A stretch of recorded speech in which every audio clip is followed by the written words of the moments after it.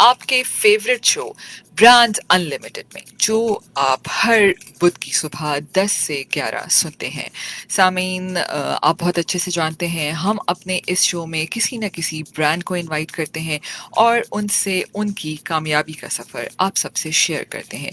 आज हमारे साथ हमारे स्टूडियो में मौजूद हैं Faisal Khwaja. He is a consultant Turkey real estate and immigration services और हमारे ब्रांड का नाम है आज विजन टर्की 2023। जिन लोगों के पास इतनी इन्वेस्टमेंट नहीं है, यानी कि $2.5 लाख की अगर हम बात करते हैं, जो कि एक रीजनेबल अमाउंट बन जाती है बहुत सारे लोगों के लिए, तो अगर वो any amount under $2.5 lakh, that could be $50,000 भी हो सकती है, और मोर और लेस लाइक दैट, तो उसके अंदर उसको टर्की जो है उसको रेजिडेंसी की एलिजिबिलिटी देता है। अच्छा, इसके अंदर ये मैं यहाँ पे गाइड करता चलूँ, दोबारा से कहता चलूँ कि इसके अंदर हस्बैंड, वाइफ और उनके बच्चे जो कि अंडर 18 ईयर्स के हैं, ठीक है, तो वो सारे के सारे इंक्लूड हो जाते हैं। तो अब अगर वो फैमिली वहाँ पे रिजाइड करती है anything like 4.5 to 5 years residency के ऊपर, तो वो एलिजिबल हो जाती है कि वो सिटीजनशिप भी अप्लाई कर सके, ठीक है। दूसरा ऑप्शन ये होता है कि let's put it like this, कि अगर कोई शख्स है, वो $2 लाख या $1 लाख या $50,000 की कोई प्रॉपर्टी खरीदता है। आज हम November 4th 2020 की बात कर रहे हैं। तो अगर आज वो खरीदता है और over a period of time कहीं से उसके पास पैसा जनरेट हो जाता है, लाइक वाइज आज वो $1 लाख की प्रॉपर्टी खरीदता है, but for citizenship he needs, और दैट फैमिली नीड्स बेसिकली $250,000। तो 1.5 लाख की प्रॉपर्टी वो 6 महीने बाद खरीदता है या साल बाद खरीदता है, वो उन दोनों को एक्यूमुलेट करके वो एलिजिबल हो जाता है सिटीजनशिप का, ठीक है। सो इवन दो के people who don't have $2.5 lakh जिनके पास नहीं है, वो भी एंटाइटल्ड हो जाते हैं रेजिडेंसी प्रोग्राम के, अगेन बता रहा हूँ, ठीक है। और वो वहाँ पे लीगली सारे के सारे प्रिविलेजेस एंजॉय कर सकते हैं, जो उनके local privileges like free education है, फ्री आपकी हेल्थ है, एक्सेट्रा एक्सेट्रा, वहाँ पे रह सकते हैं, वहाँ पे काम कर सकते हैं, वहाँ पे वो रेजिडेंसी वीजा जब तक आप वो प्रॉपर्टी होल्ड करते हैं, जिस बेस के ऊपर आपको रेजिडेंसी वीजा मिला होता है, वो रिन्यू होता रहता है। सही, और मतलब उसका कोई टाइम पीरियड नहीं होता, हम नो, एक्सपायर हो जाए तो दोबारा हम उसको रिन्यूअल एग्जैक्ट, करा लेकिन उसके सकते हैं। लिए शर्त ये है कि आप वो प्रॉपर्टी होल्ड करें, ठीक है ओके, ना। हम किसी और को सेल आउट नहीं कर सकते वो। फॉर श्योर वो आप किसी property, if you sell out that property, तो ऑटोमेटिकली आपका देखिए रेजिडेंस खत्म हो जाएगा ना, बिकॉज सही, वो आपका उसी के घर, ऊपर आपको मिली वो गया। बेस है, वही आपका बेस है कि जी मेरा ये घर है, तो मुझे इसका रेजिडेंस वीजा दिया जाए। तो अगर वो घर अगर आप भेज देंगे, घर है, फ्लैट है, दुकान है, कि कुछ भी चीज है, तो आप अपनी बिलोंगिंग भेज देंगे, तो आपको ऑटोमेटिकली वीजा खत्म हो जाएगा। अगेन दोबारा यहाँ पे बताता चलूं, अगर आप 4.5-5 साल कंटिन्यूसली टर्की के अंदर रह लें उस रेजिडेंट वीजा के ऊपर, तो you will be entitled to apply for a citizenship program even, सही, ठीक है। उसका क्या प्रोसीजर होगा? देखिए, वो 5 साल मैंने आपको जैसे अर्ज किया कि आपको 4.5 से 5 साल वहां पे रहना है। उसके बाद you have to prove to the immigration department कि मैं यहाँ पे रहता हूँ या रहती हूँ, ये मेरी फैमिली है। उसके आपके पास डिफरेंट प्रूफ्स होंगे, लाइक यूटिलिटी बिल्स होते हैं, लाइक मेट्रोपॉलिटन के जो उनके बिल्स होते हैं, एक्सेट्रा एक्सेट्रा, जो जो बल्दिया है वहाँ की, उसके बिल्स होते हैं। तो वो आपको प्रूफ करती है, आपका पासपोर्ट आपको प्रूफ करता है कि आप कंट्री से बाहर नहीं गए, नहीं क्या? ठीक है ना। तो फिर आप उनको वो कह सकते हैं कि जी मुझे आप रेजिडेंसी दें, तो which you are entitled by law to get the residency. सही, तो इसका मतलब है कि हमें मिनिमम 5 इयर्स का टाइम चाहिए ऑन उसमें। A residency investment yes, but on a citizenship investment जो $2.5 लाख या उससे ऊपर की इन्वेस्टमेंट करते हैं, वो तो इमीडिएटली उनको पासपोर्ट है, उनके लिए कोई शर्त नहीं है कि वो वहां पे रहें। वो पासपोर्ट लें, वो दुनिया के किसी भी खत्ते में चले जाएं, they are as good as the normal resident of Turkey, ठीक है। वो उसको किराए पे चढ़ा दें घर को, उस प्रेमिसेस को, या कुछ भी करें। एक सिर्फ उसके अंदर लिमिटेशन है, ये so called you have to give an undertaking कि मैं ये घर जिस बेस के ऊपर मुझे सिटीजनशिप मिली है, वो मैं 3 साल तक बेच नहीं सकता, सही, ठीक है। सही। और इसके साथ-साथ अगर हम वहाँ अपना कोई बिज़नेस भी करना चाहें तो वो भी हम कर सकते हैं टर्की के बिल्कुल साथ? सब कुछ कर सकते हैं जी। जिस तरह मैंने आपको कहा कि बीइंग अ इवन रेज़िडेंट और बीइंग अ सिटिज़न, हुँ, आपको हर चीज़ वहाँ पे पूरे राइट्स आपको मिलते हैं। हुँ। अगर आप सिटिज़न हैं वहाँ के यानी कि पासपोर्ट होल्डर हैं तो आप इवन के इलेक्शन भी लड़ सकते हैं, वहाँ पे पॉलिटिक्स में भी ओह हिस्सा ले सकते ग्रेट! हैं। मतलब अच्छा। इट्स जस्ट लाइक कि वो उनके जो भी लोकल्स को राइट्स हैं, हुँ, वो आपको राइट्स देते हैं। हुँ, अच्छा, एक चीज़ यहाँ पे अपने लिसनर्स को मैं बहुत ऐड करता चलूँ, एक बड़ी इम्पोर्टेंट इन्फॉर्मेशन है। हुँ। थोड़ा सा मैं बिसाइड इससे वो बात करने लगा हूँ। 2018, if I'm not wrong, 19 September, 2019।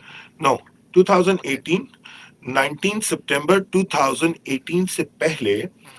Turkey का सिटीजनशिप का प्रोग्राम की मिनिमम इन्वेस्टमेंट रिक्वायर्ड थी $1 million। ओह अच्छा। Okay, so that is very important that listeners should हुँ, इसको नोट करें।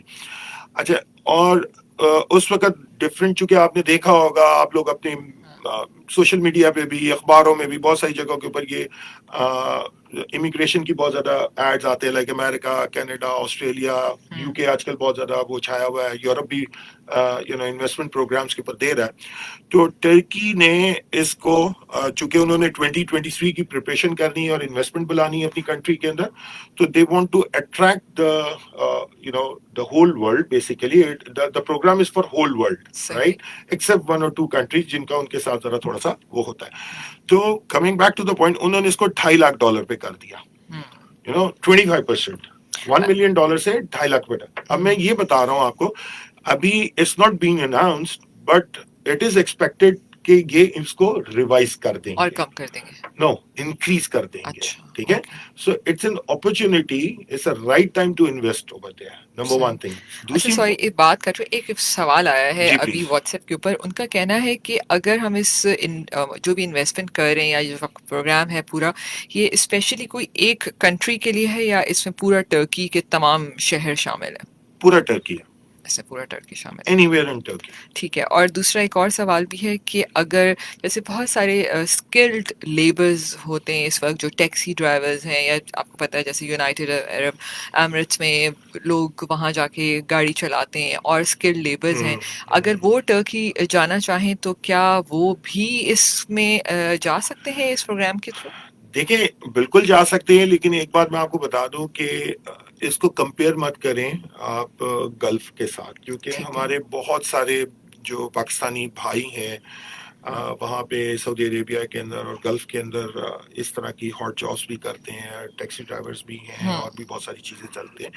इस तरह की जॉब की वहाँ पे अपॉर्चुनिटीज रिलेटिवली कम है, ऑनेस्टली सही। स्पीकिंग। ठीक है, तो जो लोग इस तरह की स्किल्स रखते हैं, उनको मेरी ये एडवाइस होगी कि वहां पे जाके कुछ छोटा मोटा बिजनेस करने की कोशिश करें।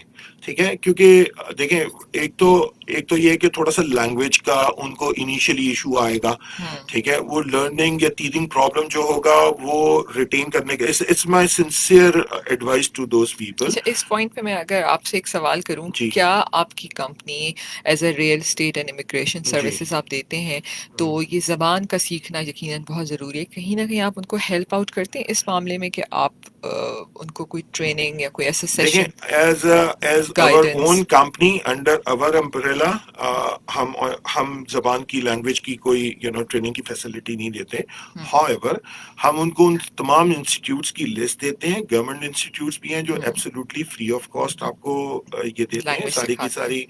सारी लैंग्वेज की ट्रेनिंग। वो हम आपको उनके सारे एड्रेसेस, डिटेल्स वो हम आपको दे सकते हैं। हम्म।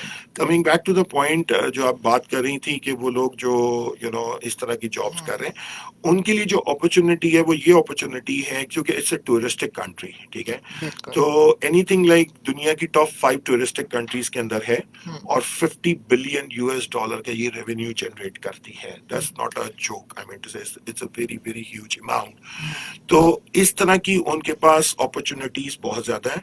अब डेफिनेटली टर्की की अपनी भी एक वहाँ पे कौम रहती है, वो लोग मेहनती लोग हैं, trust me, they are very very laborious kind of people. ठीक है, तो अरबी जो है रिलेटिवली आपको पता है जरा थोड़े से वो कंफर्ट के अंदर ज्यादा रहते हैं और वो लेबर की तरफ नहीं जाते, that is why they need international labours. तो वो लोग इस तरह के लोग हैं।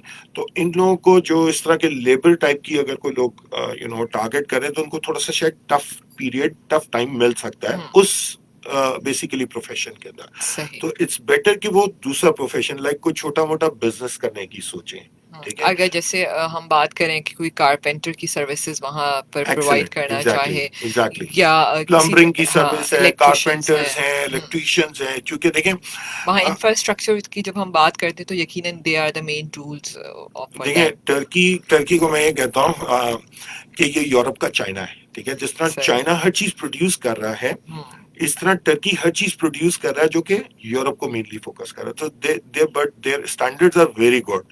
मतलब आप चाइना के और टर्की को स्टैंडर्ड्स देखेंगे तो जमीन और आसमान का फर्क मिलेगा आपको। नो डाउट उनकी प्राइस भी थोड़ी ज्यादा होती है, but they are giving you quality. तो इस तरह की बहुत सारी इंडस्ट्रीज हैं। इवन मर्सिडीज ने अपना प्लांट लगा दिया है वहां पे, यू कैन। अच्छा। टोयोटा का प्लांट है ऑटोमोबाइल का वहां पे। मैन एक बहुत बड़ा दुनिया के बहुत बड़ा नाम है, MAN, जो कि लॉजिस्टिक्स ट्रक्स बनाते हैं, उनका प्लांट है वहां पे। तो जितनी, क्योंकि यूरोप के अंदर लेबर बहुत महंगी है, ठीक है ना, और वो यूरोज में पे करते हैं। यहाँ पे टर्की के अंदर रिलेटिवली चीजें सस्ती हैं, ठीक है। तो अब ये मेन फोकस यूरोप की जितनी मल्टीनेशनल्स हैं वो अपनी सारी की सारी इंडस्ट्रीज वहां पे लगा रही है। तो they need a skilled labour over there, irrespective of कि वो कंस्ट्रक्शन के अंदर है या प्लम्बरिंग के अंदर है या मिसाल के तौर पे बीइंग इलेक्ट्रिशियन है, एक्सेट्रा एक्सेट्रा।